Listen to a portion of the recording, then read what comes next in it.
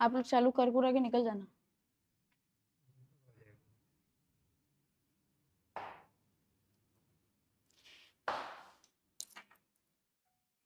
So, hello everyone once again. Now we are doing again our MCQ series. तो आपको मैं आपके लिए बता देती हूँ कि जो श्रीजी स्टडी सेंटर है वो लाया है आपके लिए यूजीसी नेट के रिगार्डिंग आपके लिए कोर्सेज जो कि आप अवेल कर सकते हैं प्ले स्टोर से ऐप के थ्रू। आप उसमें पेपर 1 और पेपर 2 दोनों की तैयारी कर सकते हैं और वो भी सिर्फ मात्र 5,899 रुपए में। ठीक है, तो अब आइए करते हैं हम सीरीज वापस स्टार्ट, फिर से तैयारियों में जुट जाते हैं यूजीसी नेट के पेपर 1 में। आइए तो देखिए आपके फर्स्ट क्वेश्चन की तरफ। ठीक है, so what it says, which of the following is the correct full form of NIDI? इसका करेक्ट फुल फॉर्म क्या है बताइए। आपको मैं टाइम दे रही हूं, ठीक है, 2-3 सेकंड का। ओके, अब तक तो आप लोगों ने क्रैक भी कर लिया होगा, राइट? ठीक है, तो इसका सही आंसर है आपका national initiative for design and innovation, this one, fourth option. Yes, ये क्या बोलता है, ये जो इनिशिएशन है वो इनोवेशन के बारे में और डिजाइन के बारे में ज्यादातर बात करता है। ठीक है, तो ये हमारे लिए लाया गया था regarding innovation and designs. Got it? तो move to the next question.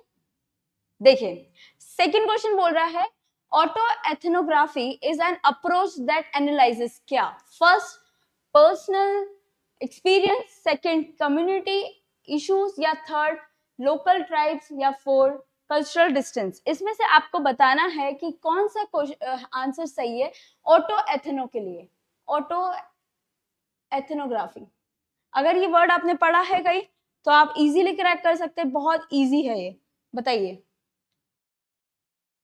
सी, देखिए, पहली बात तो ये दो वर्ड से मिलके बना है, एक आपका होगा ऑटोबायोग्राफी, ठीक है, और दूसरा एथनोग्राफी।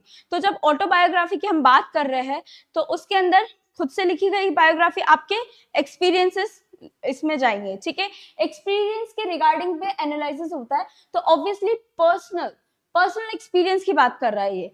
ठीक है, आप ये बात ध्यान में रखिए। एक तो एथनो क्या होता है, आपका कल्चर में बिहेवियर पैटर्न को रीड करना मेनली।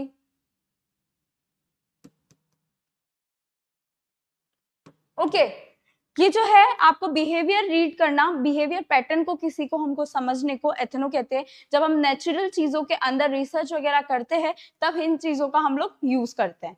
ठीक है, समझ में आ गया आपको? Next question, which of the following referencing style is used for research in the field of business history and arts? इन तीनों के अंदर कौन सी स्टाइल यूज की जाती है? APA है ये। ओके, ठीक है, बताइए। अब तक क्रैक कर लिया होगा, ठीक है, तो इसका सही आंसर है शिकागो वाला। ओके, तो ये जो शिकागो वाली हेयर स्टाइल वो यूज की जाती है किसके लिए? Mainly business history and arts के लिए। जो फर्स्ट है ये है आपकी, बताइए क्या हो सकता है, ये स्टाइल किसके लिए यूज की जाती है? ये साइकोलॉजी के लिए यूज की जाती है। ठीक है, अमेरिकन साइकोलॉजी एसोसिएशन, ये वाली हम तब यूज करते हैं। ओके, ये लैंग्वेज के लिए यूज की जाती है, मोस्टली लैंग्वेज एसोसिएशन के लिए, रिगार्डिंग उसके लिए। समझ में आया आपको? ठीक है, नेक्स्ट मूव करते हैं।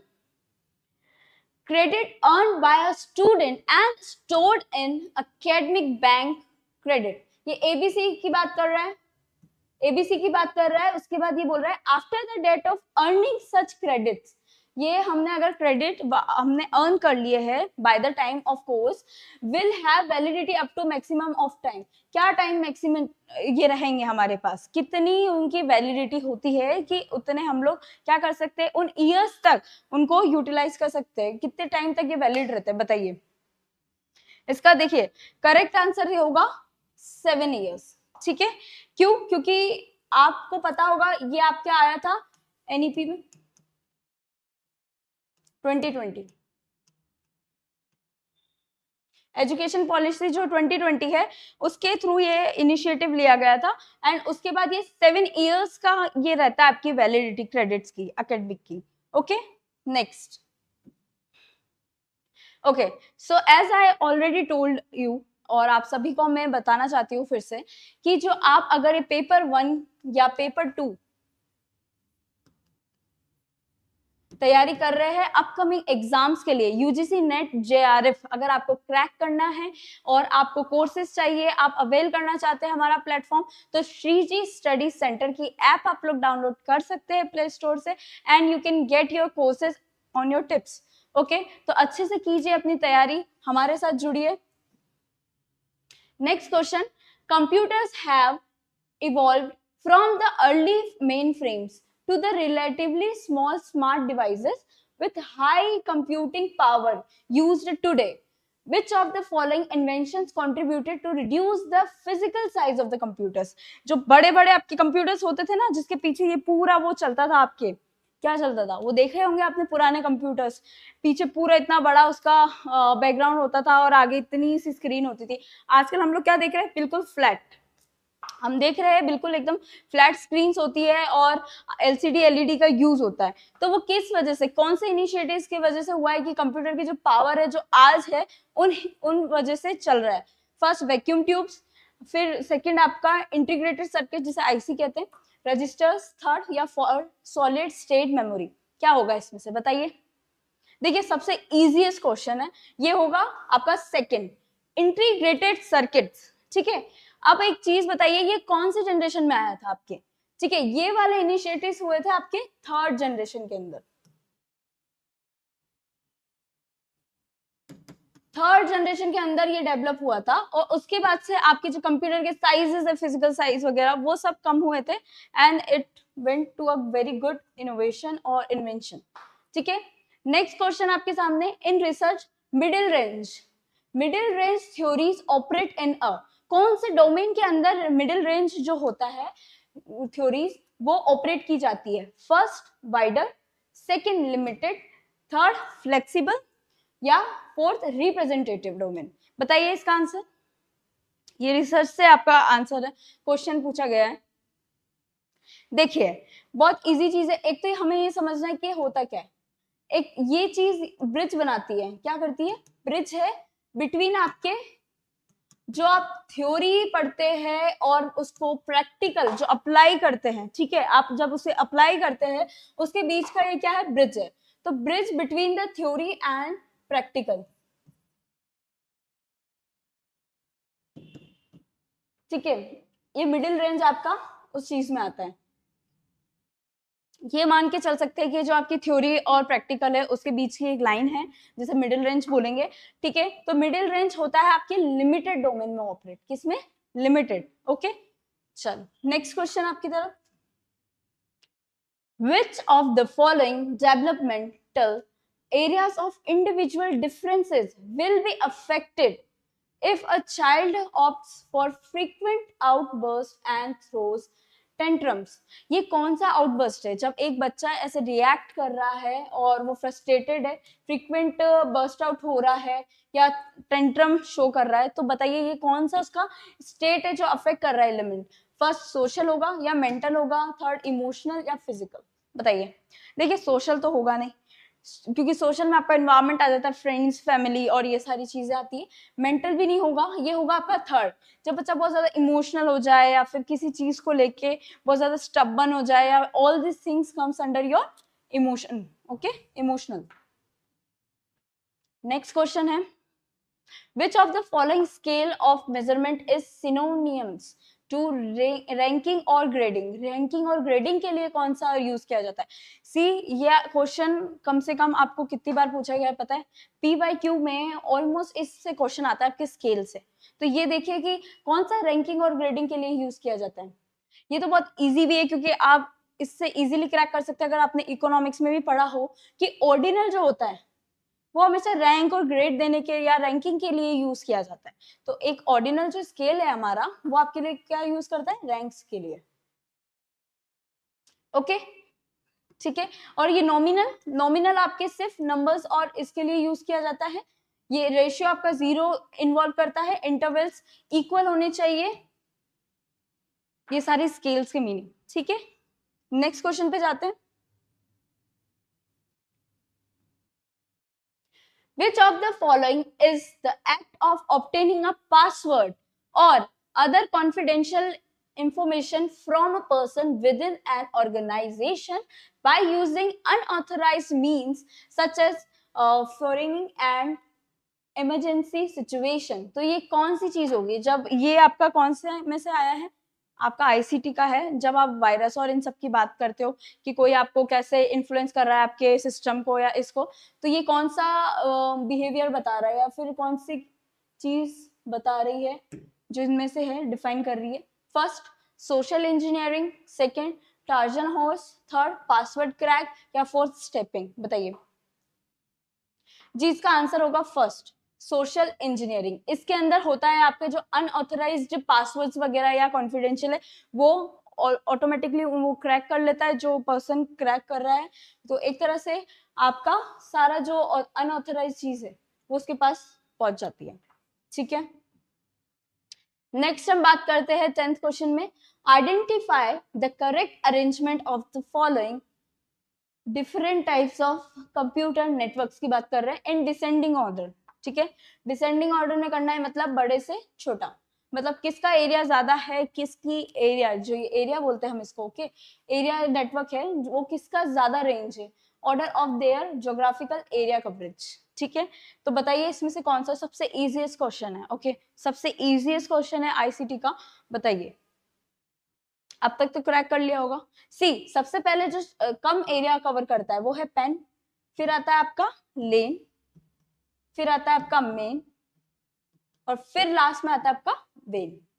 तो इसने पूछा है डिसेंडिंग ऑर्डर, तो हम लोग पहले वेन को सेलेक्ट करेंगे विच इज बी, फिर हम मेन को सेलेक्ट करेंगे बी ए सी, आपका जिसमें आंसर है that is third is your correct answer. और ये आपका है पूरा पैटर्न, ठीक है, कम ज्यादा फिर कम, okay, got it. Next, okay, sectorial skill council will be included by, कौन से इसमें से काउंसिल ने वो किया था, बताइए चीज का आंसर होगा D, national skill development corporation ने सेक्टोरियल स्किल काउंसिल को इनगल्फ किया था, ठीक है। ये आपका इग्नू से क्वेश्चन है। Indira Gandhi national open university was established in which year, कौन से ईयर में ये एस्टेब्लिश हुआ था, बताइए। बहुत इजी है, देखिए आपने पढ़ा होगा इग्नू ओपन यूनिवर्सिटी है, ठीक है। तो ये आपका होगा 1985, 1985 में वो एस्टेब्लिश हुआ था और उसके बाद उन्होंने अपना सारा काम एस्टेब्लिश किया था, okay, got it. Next question, आइए, which of the following recognized for the first time that the government should give frank and cordial support, frank and cordial support to female education? Female education के लिए कौन सी mainly initiative लिया गया था, कौन से जो है इसमें से जिसमें फर्स्ट इनिशिएटिव लिया गया था, बताइए जी। आपका होगा सी द वुड्स डिस्पैच, ठीक है। इसके दौरान आपका क्या लिया गया था, फर्स्ट वुमेन के लिए जो आप बात करें, फीमेल्स के लिए मेनली एजुकेशन की बात की गई थी, ठीक है। नेक्स्ट हम बात करते हैं, which education institution was the first to start college classes for women? और अच्छा एक चीज और बताइए, जो अभी हमने वुड्स डिस्पैच का पढ़ा उसको एक और नाम बोलते, क्या बोलते हैं उसको? मैग्ना कार्टा, सुना होगा आपने, मोस्टली क्वेश्चन में पूछा गया है ये आपके हायर एजुकेशन से कि मैग्ना कार्टा जो है उसको वुड डिस्पैच भी कहते हैं,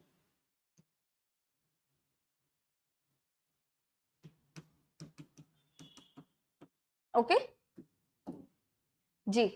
which education institution was the first to start college classes for women? वो तो क्या था, इनिशिएटिव लिया था फीमेल्स के लिए, अब ये क्लासेस की बात कर रहा है वुमेन के लिए, तो इसमें से है आपका आंसर है डी जी। बेथुन स्कूल फॉर गर्ल्स ये फर्स्ट स्कूल था जिसने स्टार्ट किया था कॉलेज क्लासेस, ओके, कॉलेज की बात कर रहे हैं for women, okay. Next question, which of the following models for curricular evaluation considers three primary source of curriculum? देखो थ्री प्राइमरी करिकुलम क्या है, पहला तो आपका क्या, स्टूडेंट, फिर सेकंड है सोसाइटी, और थर्ड है आपका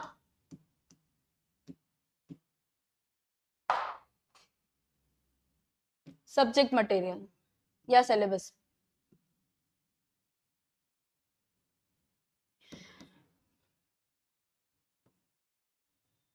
तो ये जो तीन चीजें हैं जो आपके आती है primary sources of curriculum, namely student, society और subject matter, reflecting the philosophy of education and psychology of learning. किसने दिया था ये मॉडल बताइए, अब तक क्रैक कर लिया होगा आपने, ये दिया था टेलर्स मॉडल में, ठीक है। ये जो तीन चीजें हैं फैक्टर, इसको इवेल करके रिफ्लेक्ट करके ये फिलोसॉफी बनाई गई थी, ठीक है, एजुकेशन और साइकोलॉजी को लेके लर्निंग की। Which of the following types of assessment is done for giving grades, marks, credit to the students? See, हमने ना बैक टू बैक जितनी क्लासेस ली है उसके अंदर ये मैक्सिमम टाइम क्वेश्चन देखने को मिला है, तो मेक श्योर आप ये टीचिंग एप्टीट्यूड से असेसमेंट वाला पूरा कंप्लीट करें।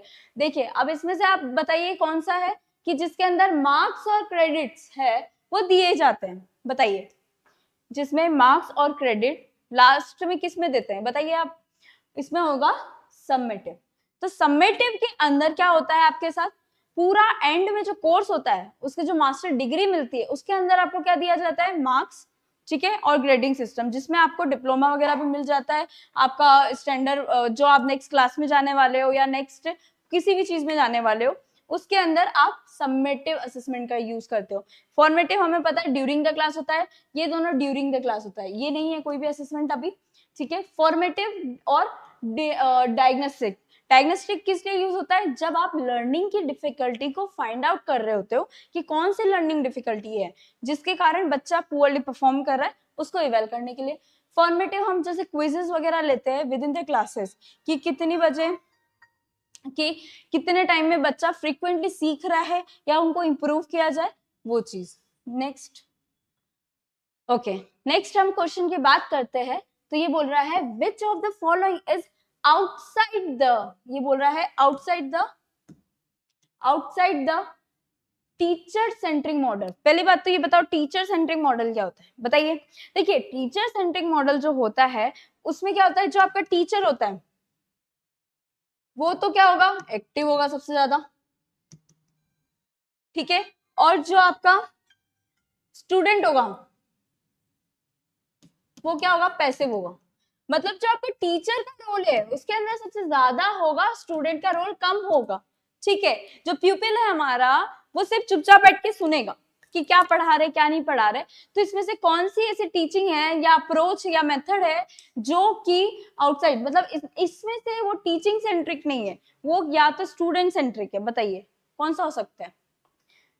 डेमोन्स्ट्रेशन नहीं, टीम टीचिंग नहीं, इंक्वायरिंग अप्रोच नहीं, बताइए, या फिर लेक्चर मेथड, बताइए। पहले तो ये है कि ये जो तीन चीजें ये हम कह सकते हैं ये सारी चीजें तो आपकी क्या आती है, टीचर सेंट्रिक। जो इंक्वायरी अप्रोच है जिसमें आप खुद चीजों को इंक्वायरी करके फिर पढ़ते हैं, वो चीज होती है इंक्वायरी अप्रोच के अंदर, ठीक है।